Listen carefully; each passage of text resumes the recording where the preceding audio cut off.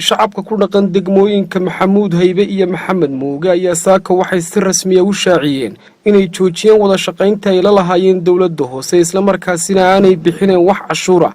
waxaana ay doorteen maayar ku xigeen iyo xogeeye cusub mas'uuliyiintan oo maanta ku shir jiraad ku qabtay magaalada Hargeysa waxa kale oo ay sheegeen in maayarkan iyo maayar ku xigeenkan ay doorteen ay ka shaqayn doonaan danaha degmadooda isla markaasina ay buuxin doonaan wax qabad la'aantii ay ka tirsanayeen maayarka caasimadda Hargeysa iyo golihiisa deegaanka. saxaafaddu aad bay nagu badatay waxayna nagu badanaysaa inay ogaataa waxa ka jira wacyiga jira saa awgeed baan anaguna soo dhaweynaynaa.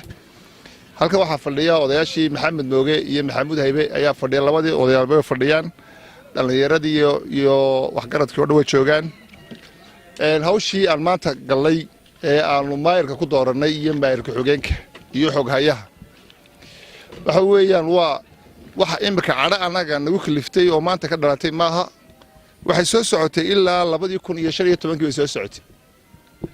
wada aanu bilawnay oo aanu ka bilaabnay halkan Maxamed Muuge dhinaciisa bari oo ahayd 5 kiiloomitir iyo badh ayaan maayarka ku heshiinay in aanu 100% oo isagu qaato 50 aanu wada qaadano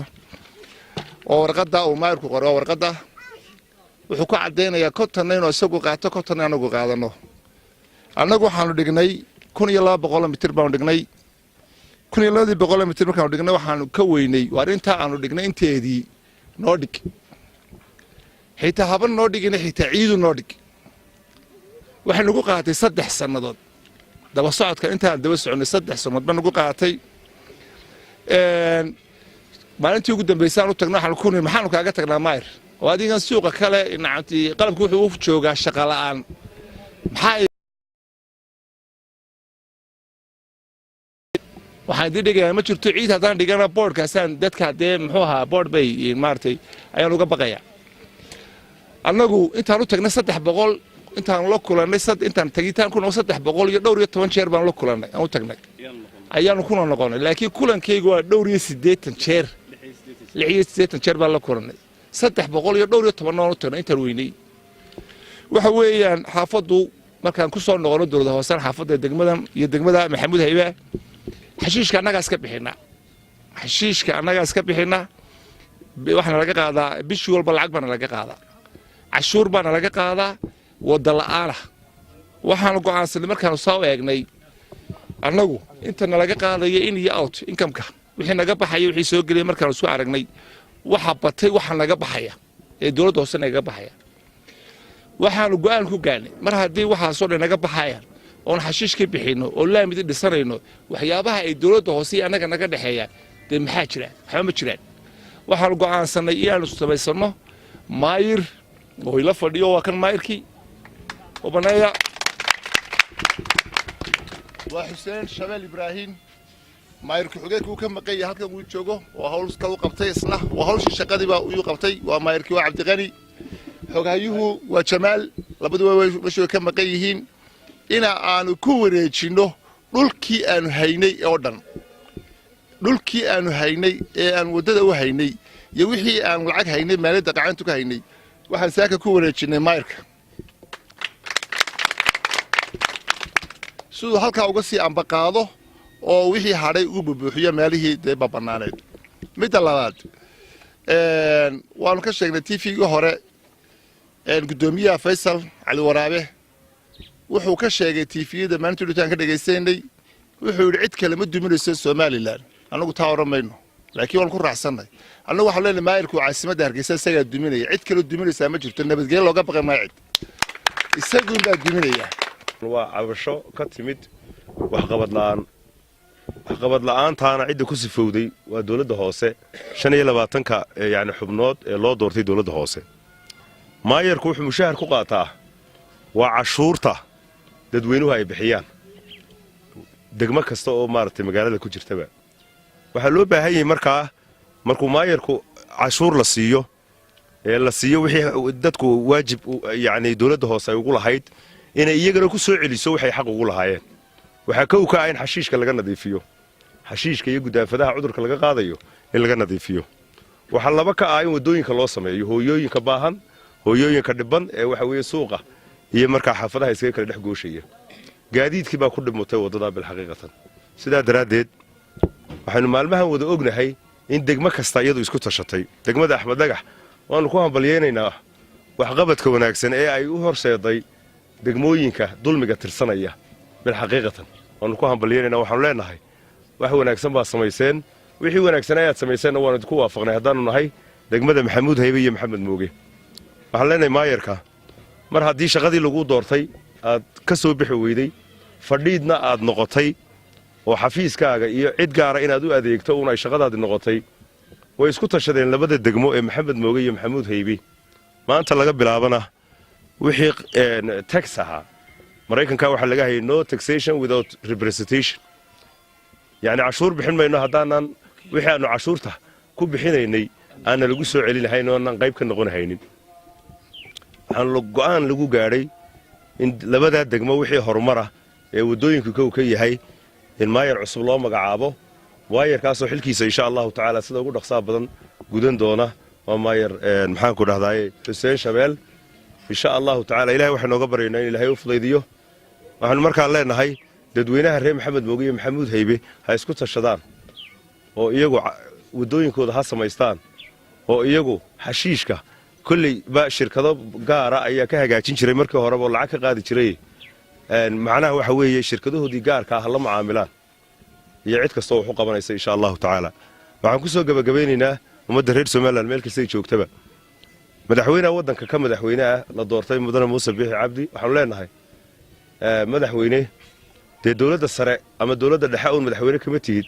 laakiin maayarka adiga u madaxweynaha haddii qaladaadka dowladaha hoose ka dhacaya aad indhaha ka qarsato mushkiladdu waxay ku dambaynaysaa oo ay u imanaysaa dowladdii dhexe ee aad madaxweynaha ka ahayd sidaa daraaddeed waxaanu leenahay madaxweynahana arrinkaa waxqabad la'aanta ah ee maayarka uu ku sifoobay ee dadkii ay kaga cabanayaan inaad sida ugu dhaqsaha badan u soo farageliso maanta waxaan ku hadlayaa afkii maamulka cusub ee ka dhismay maxamuud haybe iyo maxamed mooge iyagoo iminka iga maqan yihiin garbahaygii maayar ku-xigeenkii iyo xoghayihii waxaan iminka idiin sheegayaa warbaahintiinnan saaka kolley waa naga habsaanteen saaka ayaana lagu magacaabay degmadan maxamuud haybe iyo maxamed mooge waxay nagu soo wareejiyeen dhul iyo adduun insha allahu tacaalaa waxaanu idinka codsanaynaa warbaahinta berri mooye saa dambe ina aan nagala soo qayb gashaan waddo cusub oo aanu maamulka iyagaa cusub ee la magacaabay maxamed mooge dhagax dhigi doono berrito insha allahu tacaala taasoo aanu ku bilaabi doonno adduunkii ay guddidii hore ee waddadu ururisay tadigaale iyo tan cusub labadii lacagayow 3 waddo ayaa imika noo jidaysan laba way noo dhagax dhigan yihiin oo midna waanu samaynaba midna waa tan ta kalena waxaanu ka dhagax dhigi doonaa insha allahu tacaala halkaa dabdamiska madaarka wuxuu noo jiraa taako waxa uu nooga soo dhici lahay maxamed mooge hadduu gubto waa wadda la'aan berrito insha allahu tacaala mooye saa dambe waxaanu dhagax dhigaynaa waddadii cusbayd